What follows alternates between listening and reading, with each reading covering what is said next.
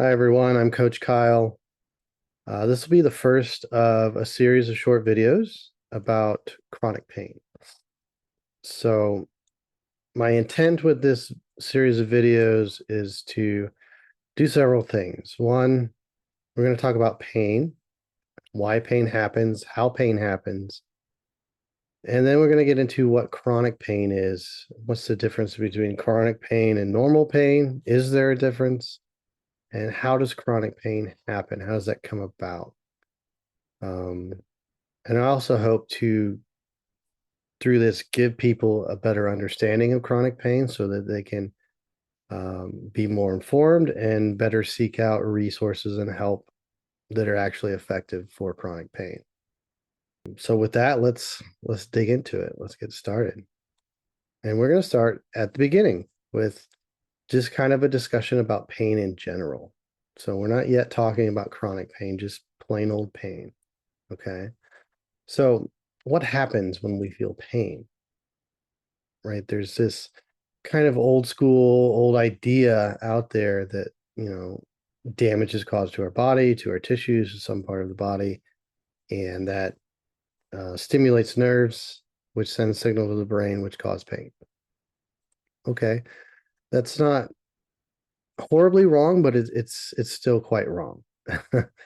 um, the truth is, and modern pain science has shown us that it's a lot more complicated. There's a lot more steps involved.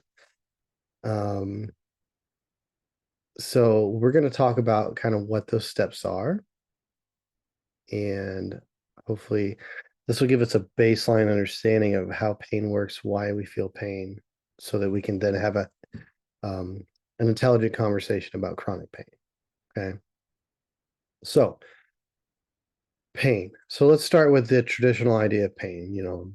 Some type of damage has been caused to our body that causes pain. So let's just create an example here. So I have a pen here in my hand, and I'm gonna stab this pen into my other hand.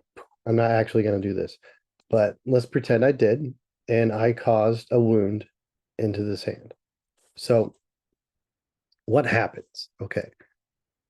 So that wound is going to stimulate what's called nociceptors. Okay. These are little sensors.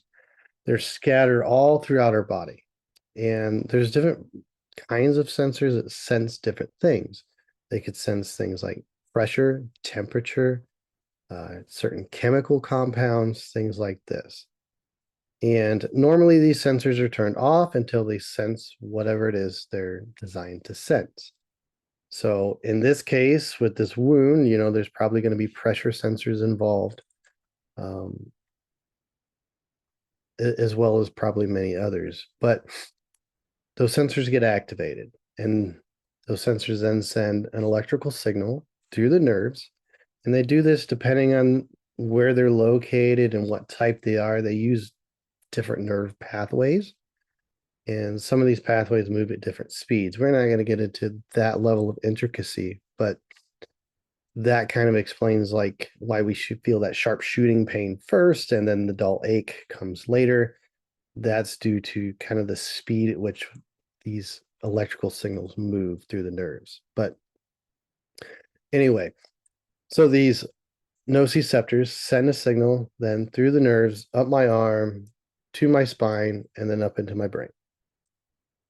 Now, once those signals reach the brain, pain's not happening yet. There's still more steps involved, and this is where it gets a lot more complex.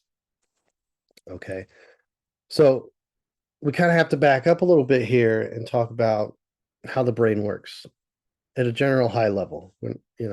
We still don't understand how the brain works, at every level of detail. But generally speaking, our brain it's a pattern recognition machine. Okay. So all these nociceptors I talked about, as well as our other senses, our sight, our hearing, our taste, touch, um, all these different ways of sensing are, sending information to the brain where that's being kind of compared against what you could call our past experience. So everything we've ever done, ever been told, ever learned, ever seen, ever heard, All that kind of adds up to this past experience. And, throughout our life, our brain creates patterns and it assigns some kind of meaning to each pattern. Okay. So one pattern could indicate danger, which we'll be talking a lot about with pain. One pattern could indicate pleasure. One pattern could indicate, anything. So when our brain sees this incoming information and it matches up with a pattern, now the brain knows what to do. It makes an assumption about what's really going on based on that pattern, and it acts accordingly. So in the case of pain, the purpose of pain is always an alarm, a warning. It's there to get our attention, to warn us, sound the alarm that something's wrong. Something needs to be addressed. We need to get away from something. So in this example, something's wrong with my hand. There's an injury and I need to take care of it. Right. But we haven't got to the point where pain is happening yet. So my brain sees the incoming information from the nociceptors in my hand, and it recognizes that pattern as an injury. That's dangerous, that's threatening, and it's also weighing all the other information it's getting at the same time. Okay. So in this situation, I'm sitting here in a quiet room, I'm relatively safe. Otherwise, this injury on my hand is probably the most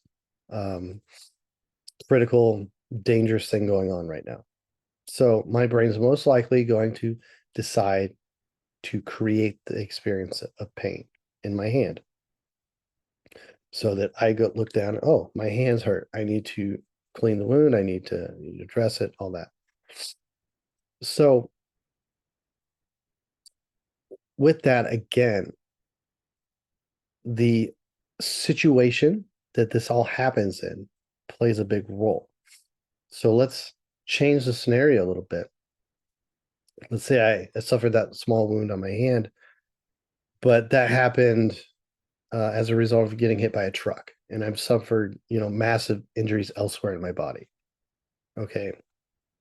The brain sees all that information from all those other nociceptors in my body, and it's probably not going to be nearly as concerned with this small little wound on my hand. It's probably going to be creating massive amounts of pain elsewhere, and maybe none at all in my hand, maybe just a little bit. So it's always kind of weighing the situation and seeing what's the biggest danger that has to be dealt with. We could change that scenario a little bit more to something like, I'm being attacked, and in that attack, I get a wound on my hand. In that example, I might not feel pain at all because it's more important that I get away from the attacker, and then once I'm to safety, then the pain might come on for my hand, and that's when I might realize, oh, I hurt myself. I mean, I think we've all done something similar where, we're wrapped up in the moment doing something exciting, something dangerous, whatever, and we don't even realize we injured ourselves in some small way until later. When, I've even seen it, like I've cut my finger and didn't notice until I looked down and see blood. And as soon as I see the wound, now it hurts. That's because I fed my brain further information with my visual sight. Oh, there's an injury there. So in this way, the experience of pain is always, it's a very dynamic thing. It can change second to second, moment to moment. And because we all have different sets of past experience, we all have different experiences with pain. So two people with the exact same injury are going to have most likely a different experience with their pain. Okay. Let's try a different example. Let's change it up a little bit. So we've been talking about so far pain being kind of an alarm for damage that's been done. Well, sometimes we feel pain before damage is done as a kind of a precautionary, hey, you're in danger of hurting yourself, but you haven't yet. So we'll go back to my hand. If I take a finger and bend it backwards, at some point I'm going to start to feel pain. I have not injured my finger yet. I've not done physical damage to tissues or anything. but I'm feeling pain right now. It's pretty mild pain, but if I go a little further, that pain gets a little more intense. Still, I haven't done damage. Now, I could keep going and actually cause damage. I'm not going to. But at that point, I would probably feel a lot more pain, right? So in that case, those nociceptors in my finger are feeling probably pressure, maybe a temperature change with a change in blood flow, whatever that is they're sensing, the brain's seeing that. It's like, whoa, we're treading into dangerous territory here. You could injure yourself, knock it off. So it sends me a sensation of pain to alert me. There are genetic conditions where people don't feel pain the way they should, and they are at a much higher risk of injuring themselves because they don't have this built-in alarm system. But that's a prime example of sometimes we feel pain when there is no actual physical thing wrong with our body. Now, this too can happen when the danger is totally external to our body. So the prime, example here is probably stress. People under very stressful conditions or faced with a very stressful situation, they feel all kinds of physical manifestations of our body trying to alert us that we're under stress. It could be flushing in the face, difficulty breathing, dry, scratchy throat, raising heart rate, uh, intestinal discomfort, pain in the gut. So this isn't always pain. There's other types of alarms, but pain can definitely be one of them. Some people get really bad headaches with stress. Some people feel pain in the abdomen or symptoms of IBS, constipation, diarrhea that can be painful. So pain is always an alarm. It's a warning saying, hey, something dangerous is happening or about to happen or likely to happen. And it's trying to get our attention so that we can do something about it. This is our fight or flight response in action, right? We can face the danger head on and fight it. We can run from it and flee from it. We can, sometimes we just freeze.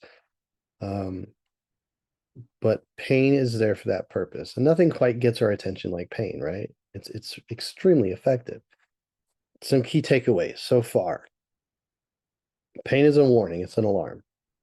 Okay, to warn us of danger. Pain is an experience, and that experience is different for everyone.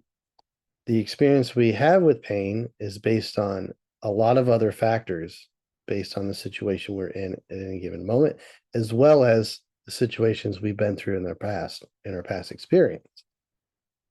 So, for example, people who have gone through significant trauma in their past or in childhood tend to have very different relationships with pain. They have different experiences with pain because that trauma, adds a lot of danger in our past experience. So our brains are more likely to see danger more often in more places.